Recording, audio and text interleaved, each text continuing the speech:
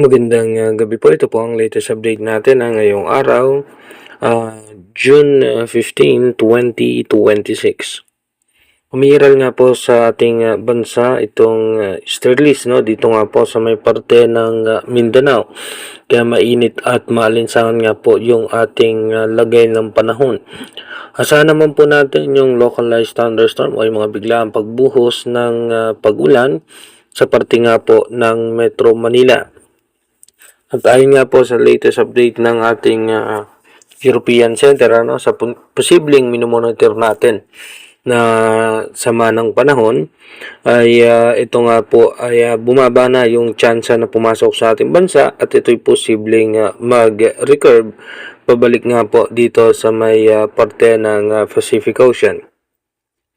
Dumako muna tayo sa ating rain map accumulation kung saan nga yung mga posibleng makaranas ng mga pag-ulan. Dito nga po sa ating rain map accumulation, the next 12 hours, makikita natin wala tayong masyadong mga pag-ulan na posibleng mararanasan. Pero in the next 24 hours, expected natin sa may parte nga po ng Palawan at western section ng Luzon, ay including Metro Manila ay makakaranas ng mga biglaang pagbuhos ng pag-ulan. And the next 2 days nga po, yung ating next possible scenario, ito naman po, expected natin may mga tsansa ng pag-ulan sa ilang bahagi ng Mindanao, ganun pa rin po sa western section ng Luzon, at sa Palawan and western section nga po ng Visayas and Bicol region, kasama rin po ang Mindoro provinces. Dumako na nga po tayo sa ating advanced weather forecast. Dito po sa ating advanced weather forecast by tomorrow nga po, June 16, so expected natin may mga isolated rain shower tayo o yung mga biglang pagbuhos ng pag-ulan. Pero magiging maayos at maganda naman ang lagay ng panahon ng eastern section ng ating bansa. At asahan nga natin yung maalinsangang panahon dahil nga po sa pagbuso ng easterlies. By June 17, so expected natin kukonti yung mga posibleng pag-ulan at pagdating naman po ng June 18, ito nga po by June 18 magkakaroon po ng sama ng panahon. Nasa labas pa po yan ng ating Philippine Area of Responsibility. At pagdating po ng June 19, bilang isang bagyo, nasa labas pa rin po yan ng ating bansa. At pagdating nga po ng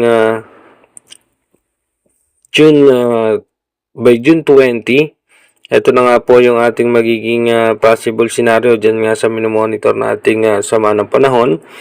Kung mapapansin natin, ito po ay nasa eastern section ng Aurora at ito nga po ay posibleng ganap na bagyo na. At by June 21, expected nga po natin by June 21, ito po ay dahan-dahan mag-recurve paangat at dahan-dahan din pong hihinayang, pero expected na nga po natin na muling lalakas yung ating southwest monsoon o yung habagat na posible magdulot nga po ng pag-ulan sa halos sa buong bansa. Kaya mag-ingat nga po yung ating mga kababayan dahil posible na naman po tayo makaranas ng mga pagbaha at pagguho ng lupa.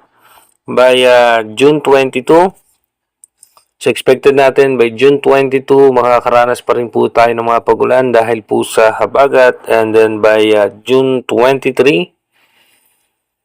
tuloy-tuloy nga po makakaranas tayo ng mga biglang pagbuhos ng pag-ulan dahil pa rin po yan sa southwest monsoon. By June 24, ito naman po yung ating next possible scenario. Tuloy-tuloy po, posible makaranas ng pag-ulan ng western section ng ating bansa. Ganoon din po ang parte ng Bicol region at ng Visayas ay may mga pag-ulan. By June 25, tuloy-tuloy po yung western section ng ating bansa, posible makaranas ng pag-ulan dahil sa southwest monsoon.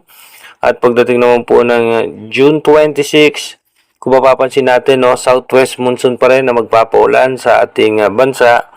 And then pagdating po ng June 27, asahan pa rin po natin na meron pa rin po tayo mga pag-ulan. At by June 28, ito naman po yung ating possible scenario. By June 28, Asahan po natin na makakaranas pa rin po tayo no, ng mga pag-ulan dahil pa rin po yan sa southwest monsoon.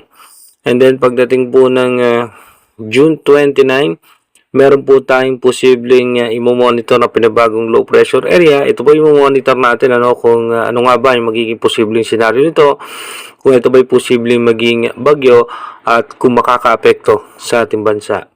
Again, inuulit ko po, yung ating advanced weather forecast is possible scenario pa lamang po yan. Malaki pa rin ang tsansa na magbago po lahat yan. Kaya manatili tayong tumutok sa ating advanced weather forecast para malaman nga po natin yung mga posibleng sama ng panahon na makaka-apekto sa ating bansa. Mag-iingat po tayo palagi.